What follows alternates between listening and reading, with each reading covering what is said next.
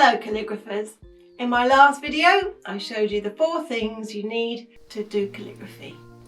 In this video I'll show you how to use them.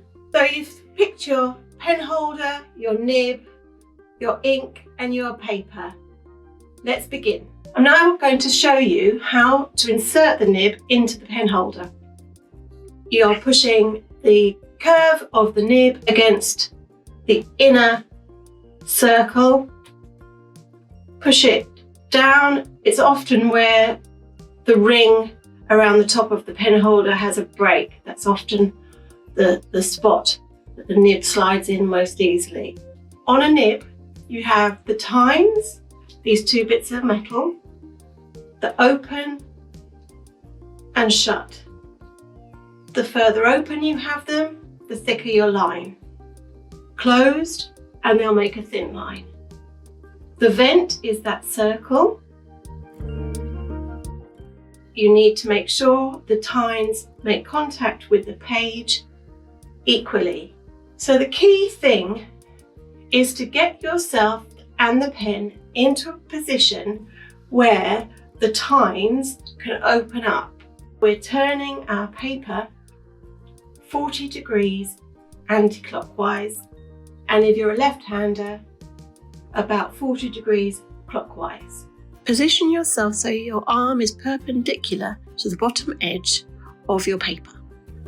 The point of this is that then when you make contact with the paper, the tines can open up comfortably and they release some ink, and it should be a smooth and pleasant journey.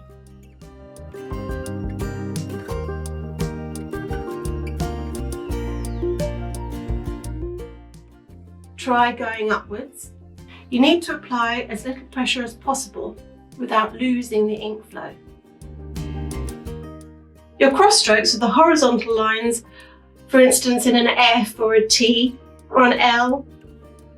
A gentle touch is needed and the nib will separate very slightly, giving you a thin line, but it should be a bit thicker than the upstroke. In this video I used Daler Rowney FW acrylic ink onto a card that we buy to make templates to go into our calligraphy kits. We tested lots of different inks and lots of different papers, and the truth is there probably isn't one paper or card that will take every ink that's out there. However, a good bet is a smooth watercolour paper, a Bristol board, or my favourite is Fabriano hot pressed. And hot press just means it's got a smooth surface. It takes most inks well and it's lovely to work on. All of these things are in my Amazon shop so that you can see everything I recommend in one place. The link is in the description.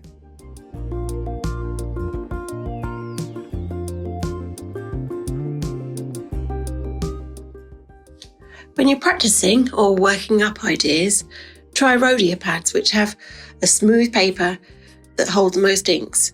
The paper is slightly see-through, which allows you to trace your designs and perfect them.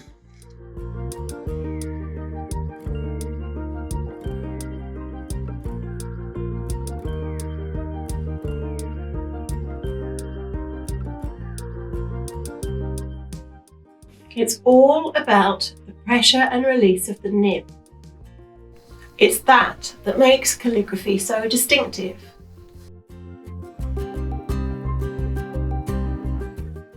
How often do you need to dip into the ink? Well, that will depend on the nib and the ink that you're using, but as you feel the ink running out, re-dip, tap the excess ink on the side of your ink jar, and you could always go back over a mark if necessary, but be careful, the nib may pick up the paper pulp, so remove that. Think of it more as drawing than writing. Look how slowly I go, much slower than just writing neatly. So how does all this come together to make beautiful lettering? Join me for the next beginner series where we will take your knowledge and start to form the letters of the alphabet. We post all kinds of helpful calligraphy videos. So like, subscribe, and be the first to know when a new one's arrived.